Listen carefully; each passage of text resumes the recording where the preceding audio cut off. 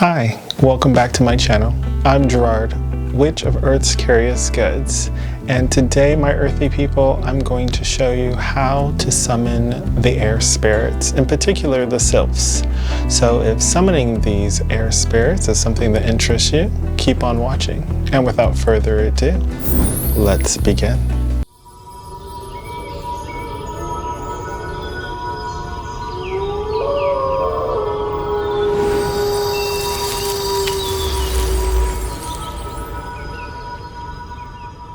Okay, so before I begin, if you're new around here, just want to say hi and thank you for stopping by and taking the time to watch today's video. So if you stopped in, then you were meant to see this video, and I'm going to show you how to summon air spirits, or sylphs in particular. I'm so happy that I'm able to share this with you.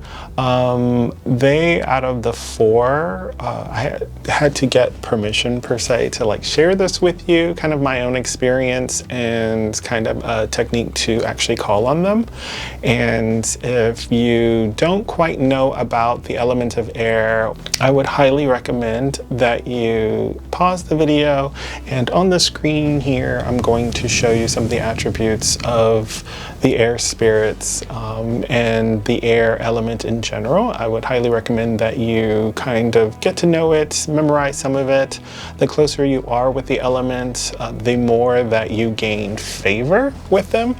Now, in my own experience, if you saw my previous video on earth spirits, air spirits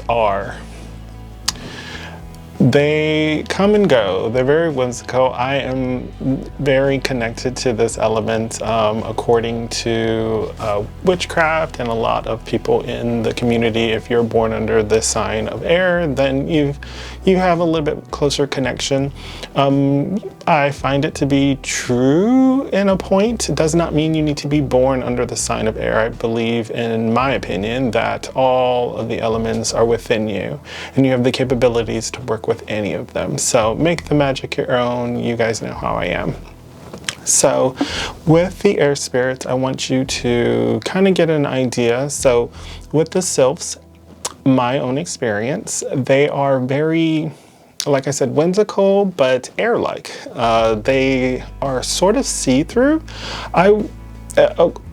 I would say they almost look like the fae, or as you guys would say, like the fairies. I can't really say that. I don't know. I can't really put my finger on how to describe them. I would just describe them as very see-through, happy, almost like they have wings, but it's not quite wings. It's very wispy, I guess. Very sort of fairy-like, but not fairy-like. It's very airy, whispery cloud kind of wings, I guess. I don't know. I'm probably not explaining this very well. I can't wait for you guys to experience it yourselves and share your stories. Please share your stories so that we can all kind of combine our experiences. But according to a German-Swiss physician, and he was an alchemist, he sort of, his name was Paracelsus, and I think that I said his name right, but Paracelsus, we're gonna go with that. Paracelsus, he said that he kind of had the best experience with the sylphs, and I am inclined to believe that he is describing them to the T, because if he did have a connection with them, then he probably had a hard time trying to share that knowledge as well. They prefer to remain in stories, I guess, or in talk. As I am shooting this video too, I find it very funny that it is very windy. It's been very weirdly windy. Coincidental? Paracelsus describes the sylphs as a shaggy, sort of shadowy, smoky type of figure within the air, very invisible-like. Over time, though, we found that the sylphs, through different cultures and folklore and stories, they started transforming into something more beautiful, can be described as more of a feminine aspect, they became very beautiful, and it got to the point where they were described as fairies or pixies, or sometimes they were considered sirens almost. But in my own experience, I have not found that to be true. I did not find them to be very shaggy-like. I found them to be very happy, the energy that they would come across. They were always staring, or they're always around. There were wisps of breezes through your, like you could feel them across your skin and face. They were very playful. I did find that they were, in one moment I could feel their energy in front of me, next they would be behind me. So yeah, some of my experiences with it. But do your own research, look up Paracelsus. I believe it was during the medieval times that the original thought of sylphs, and then as the Romantic era and so forth, and ballets appeared and plays, you start to see how the sylphs image started to change. They tend to help with, or sort of like a muse, they help with moving things along. If you have obstacles, they can make things happen. They are very in tune with weather. Anytime I need a favor when it comes to the weather, I do call on the sylphs for help. And like my previous video I was telling you guys, they may come, they may not. I don't worship them, I'm not devoted to them, but I have a connection and friendship with them, sort of like a neighbor. And like with all neighbors, you know, they can be friendly. Some of them are not friendly. Some of them prefer not to speak to you at all. Thankfully, my experience with them is very good, where they do tend to answer. I've not had any time where they did not answer. There was a delayed answer or a delayed answering to my request. Sometimes, because they come and go, sometimes they'll play a little trick. So to give you guys an example, I would ask for a cool breeze because I wanted to fly a kite. And the breeze would not happen that day, but a week later it would be so windy, it would be gale force winds where everything's blowing. So, you know, it's whatever they so choose. Not quite what I had in mind. Sometimes, like I said, they can be playful. I don't think anything malicious, at least my experience, I haven't found anything malicious or very bad that intentional wise. You know, we just got to be very intentional with what you're asking, and yeah, just be very, very intentional. But let's get into how to actually summon them now. So I'm going to bring you guys down to the table so you guys can see a little bit closer. And of course, it's hand puppet time. So we're going to need a few items. You're going to need some incense. If you can't get your hands on some incense, maybe a smudge stick will work, a Palo Santo stick, but something that can produce smoke. You can even have it where you're just having incense cones, but something that can make ashes as well. You definitely want that, but whimsical smoke is what we're looking for. It is known that incense is also connected to air. Smoke is connected to the element of air, so that's why we're utilizing it. You're going to need some sugar. Just plain sugar comes in handy. If you don't have sugar, you can also use salt, but I would prefer that you use sugar, and it'll make sense in just a minute. You can also have a bell or some chimes nearby. Bells and chimes are also considered to be connected to the element of air. You're going to need a bay leaf. If you don't have a bay leaf, you can also just use plain paper. I'm going to be using a permanent marker that is yellow. Yellow and orange is connected to the element of air, so I am huge into color correspondences. The more you're connected to the element, I always find it to be better. If you can't get a permanent marker in yellow, this one is made by Bic. They're just permanent markers in different colors, but permanent for permanence. If you can't, you could just use a regular marker. That's perfectly fine. And if you have just a pen, maybe a yellow pen that writes in yellow, that works as well. If not, when all else fails, just use a black permanent marker or black pen. A lighter. And then I have tongs here because we're going to be burning the bay leaf, and if you guys have ever burnt bay leaf, it can be it's very flammable, I guess, in a way. Like, it burns really quick, so I don't want my fingers to get all burnt up, so that's why I'm using some tongs. Okay, so the first thing you're going to want to do is just take your bell. This is my ritual bell.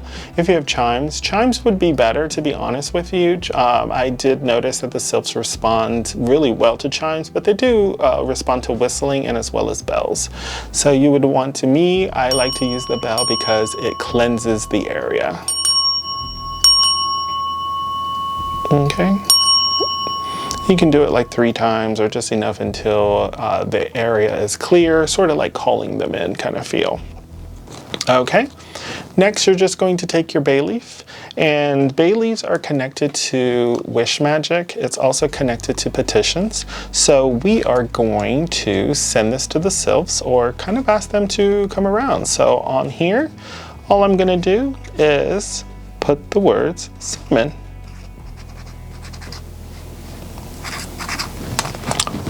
There you go, simple, right? So you're just writing the word summon on there.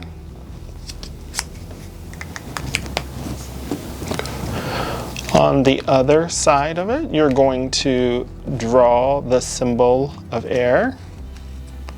And all it is a triangle with a line through it. I would show you guys, but this is in yellow, so it's not going to come in clear. I'll try to get a picture of it, but it is a triangle with a line through it. Think of like a mountain and a line. Okay, you're going to light your incense. As you're lighting your incense as well, you're going to want to think of the Sylphs, right? Think of them being whimsical. I just imagine that they're already here. They're watching me. They are invisible. But I always do all of these things because Sylphs, not just the Sylphs, I'll just say any of the elemental spirits, they are not a huge fan of our houses. A lot of them, in my own experience, they don't tend to come into a home or a human home very easily. Especially if you're a witch or if you're a cult practitioner and so forth, because most of our houses have wards and protections and guardians and what have you. And can you imagine an elemental spirit just trying to come into your home, unless it's invited? So that's what we're going to be doing, is inviting them in. But summon, okay. You got your the element of air symbol on there. Now, with your incense, what I should have done is had this already lit because we want the ashes, but it's perfectly fine. What you can do is just allow the incense or incense cone or whatever you're creating ashes with to burn all the way through, because we definitely need the ashes. You're going to just take your bay leaf, you're going to hold it with both hands, and you're going to say this spell 3 times. Sylphs of the air, spirits of light, whisper your wisdom. Clear my sight. Hear these words on wind so free. As I will it, so mote it be. After you say that spell, now you're just going to take your bay leaf that you were holding with both hands, and you're just going to burn it. You're going to want a heat-safe proof dish. And this is where the incense is, so of course it's heat-safe. And I'm going to burn the bay leaf now. I don't know if you guys can hear this, but can you hear it?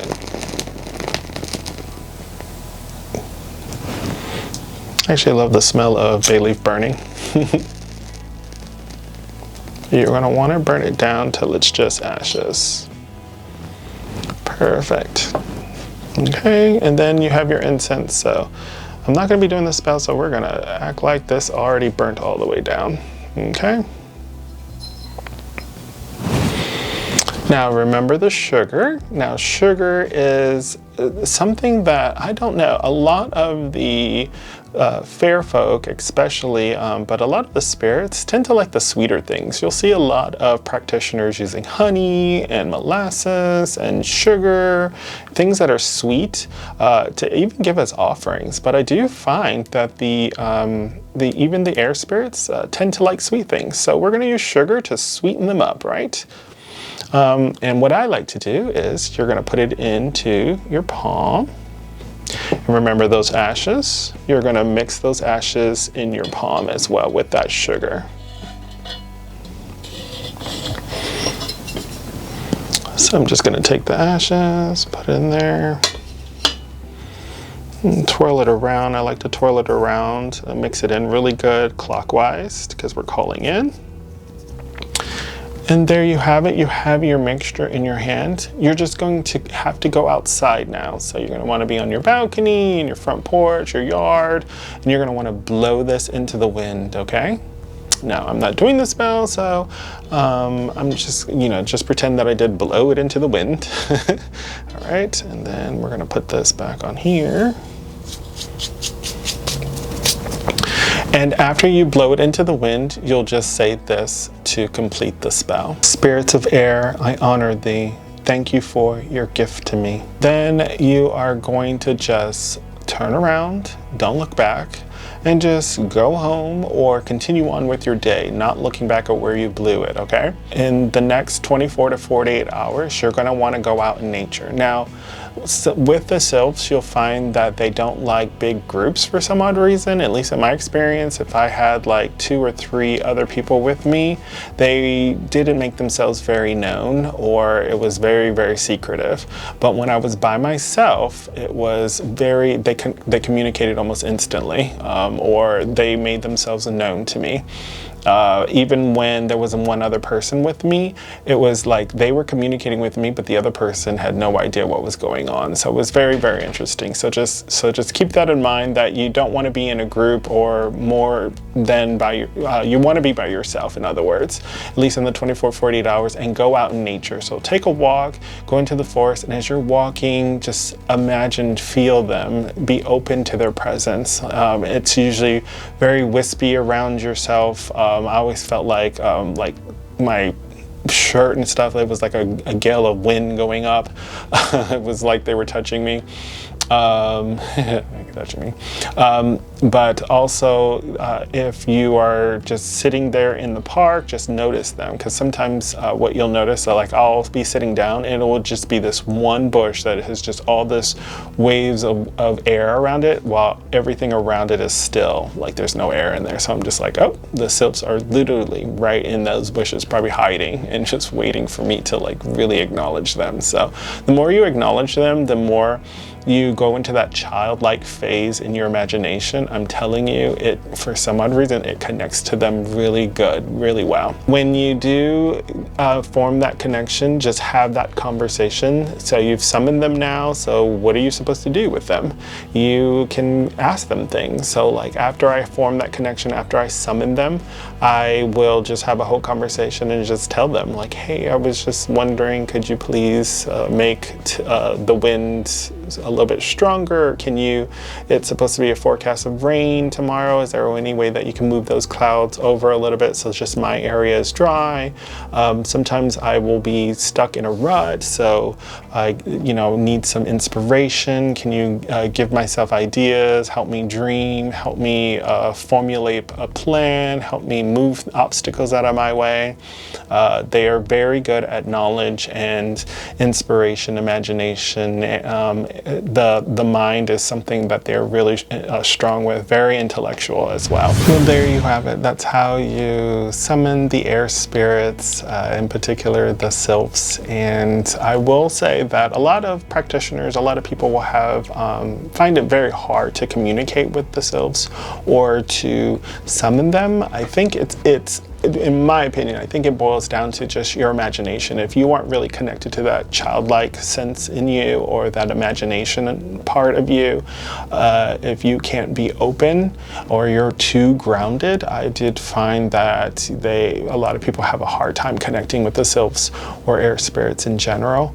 And I would say if you didn't connect with them the first time, and that goes with any of the spirits, don't give up. All right, it's like knocking on your neighbor's door.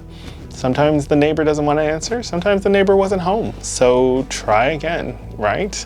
Until you actually get the results that you need. But make sure to document it, right? It could be the time of day that you're doing it. It could be your frame of mind. Maybe it was an exhausting day, but document your results so that way you can go back to your records and be like, oh, I noticed that when I call the Sylphs on Tuesdays or when I summon them on Sundays, it works better. When I summon them more at night or during the day or midday or noon. So yeah, just document your results so that you could be successful. Well, thanks so much. If you got to the end of this video, I hugely want to thank you, and I'm so grateful for you for watching the video all the way through. If you could like and subscribe, just doing these free things helps me out tremendously, especially when it comes to the algorithm, because it senses that you guys like this video and it will push it out to others so others can experience how to summon air spirits and have that little hope and maybe connect with them and have experiences that even I haven't even experienced yet, and I definitely want to hear their stories.